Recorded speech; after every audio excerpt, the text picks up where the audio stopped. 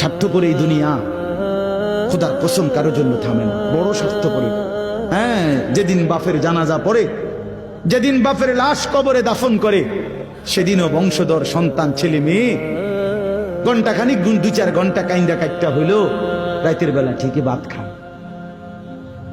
হ্যাঁ, পাশের ঘর থেকে খানা আনে, ওরা ঠিকই খায়। স্বার্থপর দুনিয়াতে থামে না রে ভাই, থামে না দুনিয়া। ওই জন্য আমাদের কারোর জন্য থামবে না। তুমি আমি মরে গেলে শেষ। আবারও বলছি কথা, আমি মরে গেলে এরপরে পৃথিবী যত আধুনিক হোক না কেন, আমার কি কথা বুঝছিনি? আমি মরার পরে যদি সবার ঘর স্বর্ণের বাড়ি হয়ে যায় তো আমার লাভ হইল কি? আমার মৃত্যুর পরে যদি সব মানুষ আধুনিক হইয়া সাঁদের দেশেও জায়গা, আমার ফায়দা কি? আমি তো না,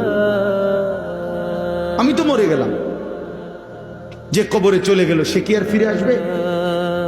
আল্লাহ আমাদেরকে বুঝ দান করেন।